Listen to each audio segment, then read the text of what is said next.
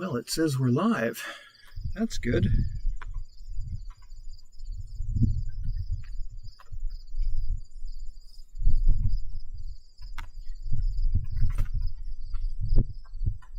Test 1, 2.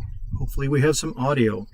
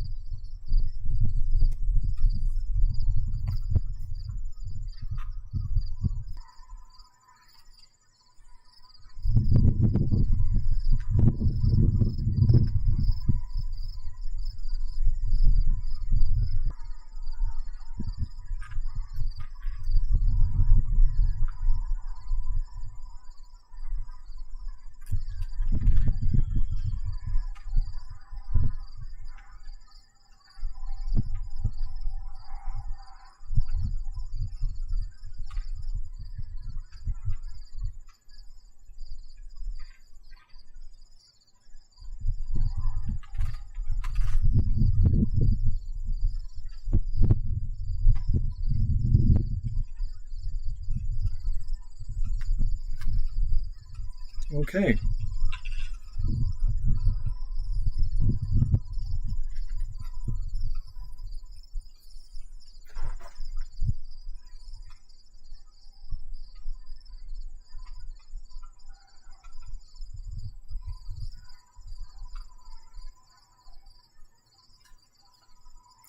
So it does look like we are live, which is great. Hopefully the audio is coming through. We're broadcasting from the Glenley Astronomical Observatory, which does not have great cell phone service.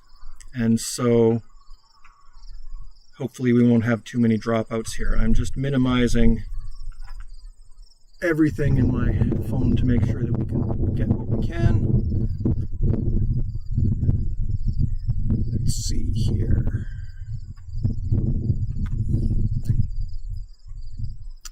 So we've just started looking at Saturn, and Saturn is very blurry right now. And that's because, as we mentioned, Saturn is just rising, and so it's we're looking through all of the Earth's atmosphere and the turbulence and the heat waves from the day and things like that. Here's an image that I recorded just a few minutes ago and did some processing on. It turns out that as you look at the different, as you look at the image here, you can see that it's sort of wavering back and forth, and it gets clear, and then it gets fuzzy, and it sort of is swirling around. Well, there are, instead of just throw away all the ones, because we're looking, it's maybe 17, 18 degrees up. Hey Ben, how's it going? Nice to see you. I hope the audio is coming through okay.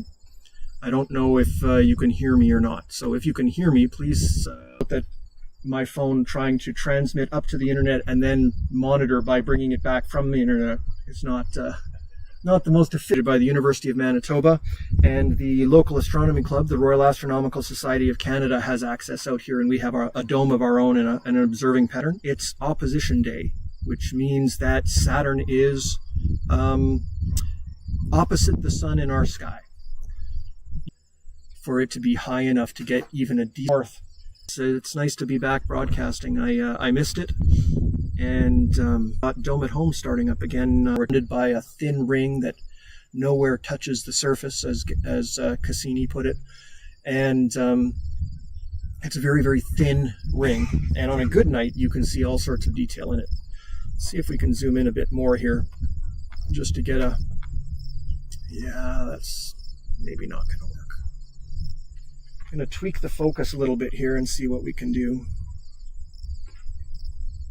Oh yeah, that's much better.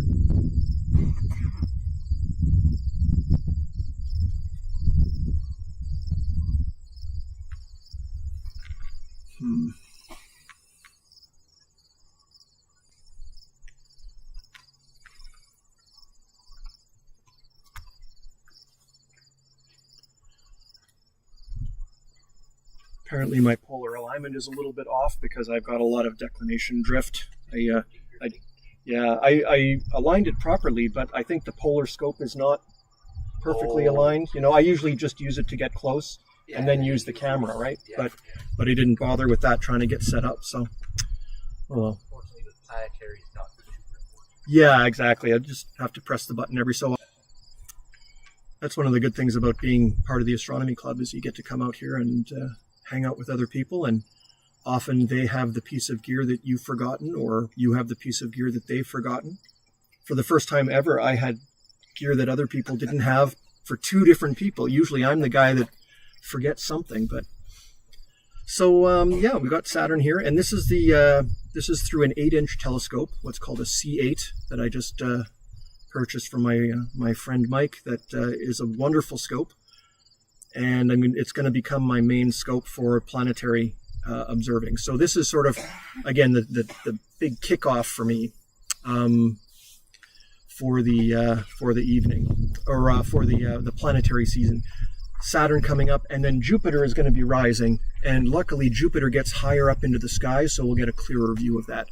I'm also going to get Uranus and Neptune because they're kind of in the same parts of the sky. So my goal this fall is to get all 4 of the gas giant planets and get some nice images.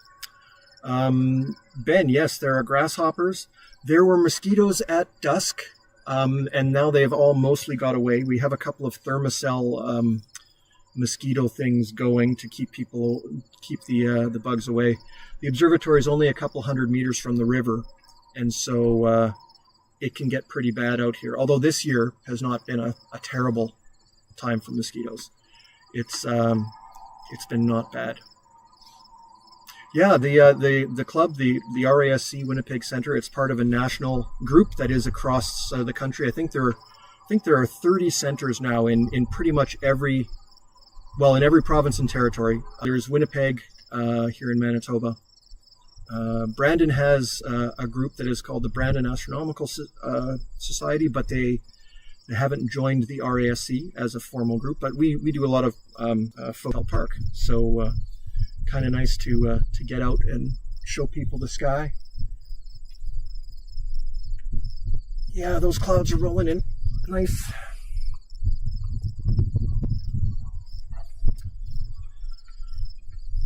So I brought a whole bunch of gear to sort of zoom in on Saturn and to give a really high magnification view and stuff like that. But right now, with the planet still in the murk, you can just see how the image is turbulent and so on. I think we're going to try, though, to just record another chunk of frames. 100 frames. And right now we're imaging much faster than our eye can see. And the idea, but part of it will be clear. Do a few, some of it's a good start. And I'm just going to let it do all of the scope eyepiece if you wanted. And then it stacks them all. And then there's another free piece of software called Registax, which basically takes that image and then lets you do some processing on it to bring out the detail. And so I'm just doing that. Unfortunately, I didn't have it set up to show, but I'm just doing that in the background.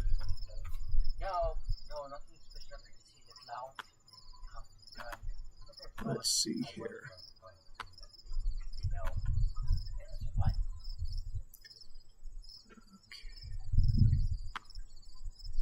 Are you coming to the start party? Yeah, I did.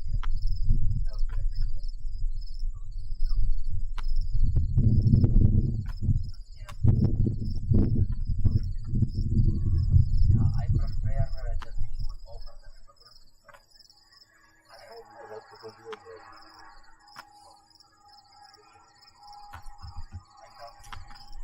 Okay, let's see what this processing does for us. Okay, I think I can show you this part. Give me a second here. No, not that one. This one. So there's the image that we just took. From all that blurry, you can in fact see some detail. And let's see if we can just zoom in a little bit here. Yeah, this doesn't have the best zoom. Let's see what we can do here.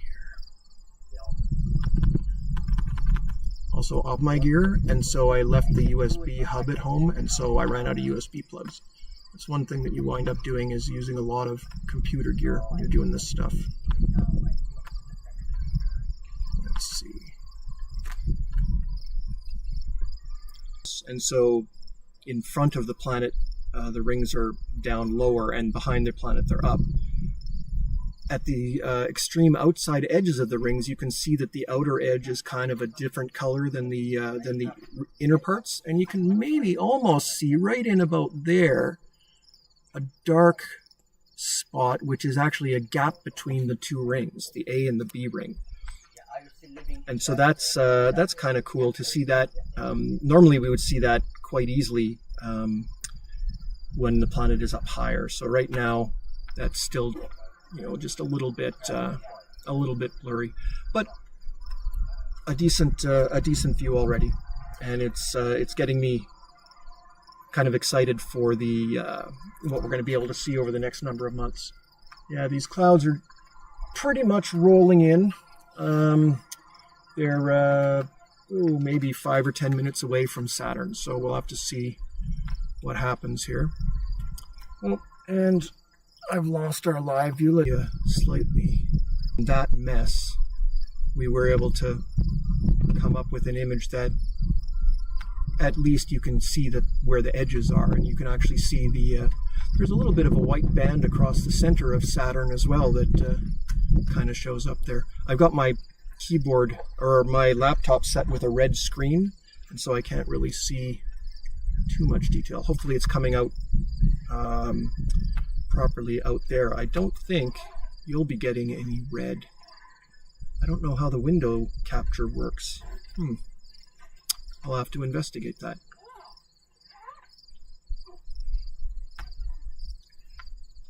So I think what I'm going to do is swing this over to the moon for a moment, just because it gives us an opportunity to see something nice and bright. So give me a second here. Let's see what we can do on the moon.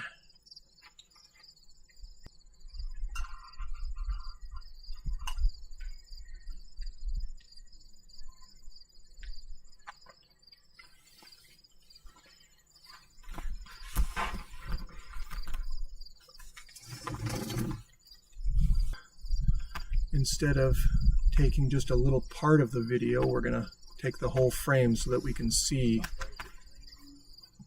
hopefully, the whole frame.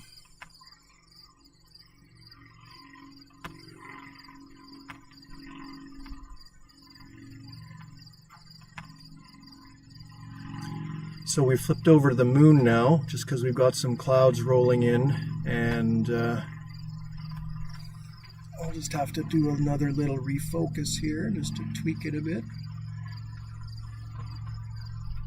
And now we can tour around the moon. So this side of the moon is fully lit, and you see that basically there's the gray areas that are flat and the white areas. There's some craters and things like that, but there's no shadows on this side of it because the sun is kind of shining down directly at it. If we sort of scroll over to the other side of the moon, though, we basically get to the spot where the sun is just rising. And at that point, you start to see all of this shadow and so on. Let me just adjust the contrast here a bit. There we go. And you can really get this 3D sense of the moon. So you've got this, the crater walls are casting a beautiful shadow, all the mountains and things like that. You really get a lot of the relief along what's called the terminator.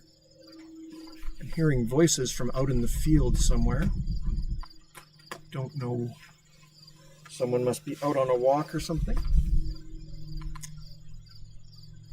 You can see some of these craters, when they impacted, they spattered the light lunar dust all over the place, and you can see these rays sort of emanating out from the craters. Really nice.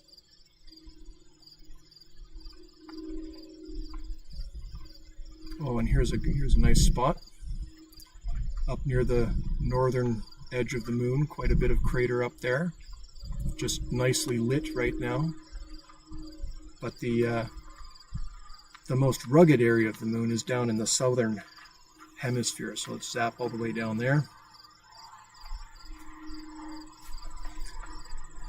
I like just cruising around the moon like this. This kind of view that we get on the camera is basically the kind of view the Apollo astronauts would have had about halfway there. So, you know, just a little telescope and a camera gets you halfway to the moon. That's pretty cool. There we go. Lots of nice craters and mountains there. And again, you still see the turbulence. The moon is quite low in the sky too. It's actually lower than Saturn is right now. But because it's so bright, it should be able to stick through the clouds. I'm going to do the same thing that we did for Saturn. Chunk of frames. Here we're only going at 45 frames a second because it's a bigger frame, so it takes longer to download each one. But we're going to see what we can get out of this picture with getting rid of some of that turbulence and so on. There we go. There's our 1100 frames. And that's kind of an arbitrary number. I was aiming for 1,000, but I went over it in the scroll bar and I just didn't bother changing it. Oh, I forgot to not call it Saturn. Oops. Well, let's see what we get here. Oh no.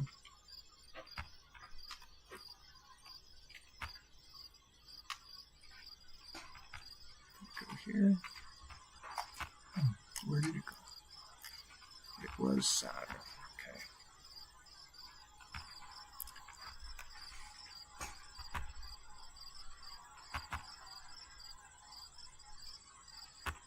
Yeah, we'll do that one.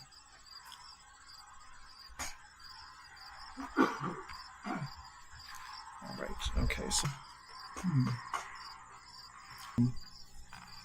Turns out that the exposure was a little bit low, so I'm just gonna crank up the gain a bit. Oh, you can see some cloud there, so it's all in our atmosphere, but if you go at the right time, you can catch the International Space Station crossing the moon, or appearing to cross the moon. I haven't seen it yet, but it takes a lot of planning. So there's that, and for those of you that just joined us, it looks like a few new people came in. This is a recorded image of Saturn that we processed about 10 minutes ago, to give you a sense of what it looks like through the telescope. It's still quite blurry because of all the atmosphere, our atmosphere that we're looking through. The things are quite low, and we've got a big bank of clouds rolling over that's probably going to shut us down. It looks like it goes all the way to the horizon over there. The forecasts were mixed. Some of them were saying, oh, it's going to be a great night, and other ones were like, oh, I don't know. So that's okay. If it's clear, we can do it again tomorrow. Oh, more people coming into the chat. Sorry, I missed the chat here. Oh, Dustin. Some guy named Dustin. They let everybody in here, eh? Yeah. The other video event for 11, that I don't know. Hey, Vivian. Oh, and my sister. Nice to see you. It is completely and totally a marketing phrase. And originally there was one supermoon a year. It was the largest and brightest full moon of the year was called. You can now have 4 supermoons a year. And I mean, there's only 13 full moons in a year. So, I mean, how super are they? If, you know, pretty soon every moon will be a supermoon.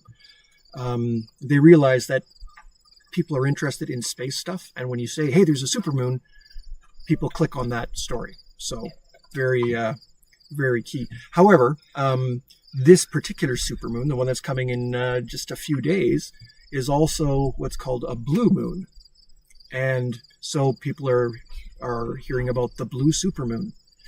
It won't actually turn blue. The idea of the blue moon being the second full moon in a month is perhaps apocryphal. Nobody really knows where that came from. There was once a blue moon. There was a big volcanic eruption that put a bunch of ash in the atmosphere, and the moon actually looked blue. And so that doesn't happen very often. So once in a blue moon was pretty rare. But nowadays, there's a blue moon every couple of years or so. It has to do with the fact that the moon goes from full moon to full moon in about 29 days, and some of our months are longer than that. In fact, most of our months are longer than that. And so if you have a full moon right at the beginning of the month, you get another one before the month ends, and it's called a blue moon. It's all rather arbitrary because, our calendar has no particular meaning in terms of, we invented it, and why do some months have 30 and some months have 31 days? There's no good reason for it. But it does get impetus to get out and look at the moon or look at the sky, then that's all good. I think I'm softening in my old age. I don't know what it is. Hey, Tim, nice to see you. How are you, my friend? You saw Saturn in Hawaii. Were you at the Mauna Kea, the observatory there? That would be quite the sight. I know they do stuff in their visitor center and stuff like that. I haven't been to Hawaii yet, and now I'm not sure that I'll go right away. But so yeah, it is nice to. I think my chat is delayed here. It actually orbits close to the equator, so we don't get a great view of it. It only gets about 10 or 15 degrees above our southern horizon when it comes here.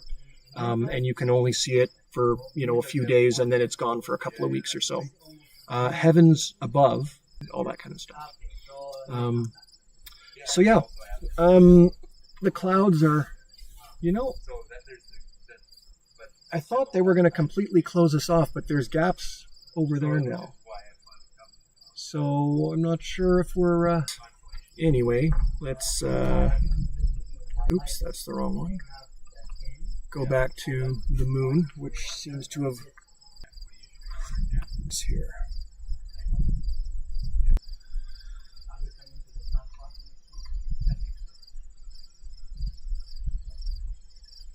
Yeah, there's some more clouds rolling across the moon here.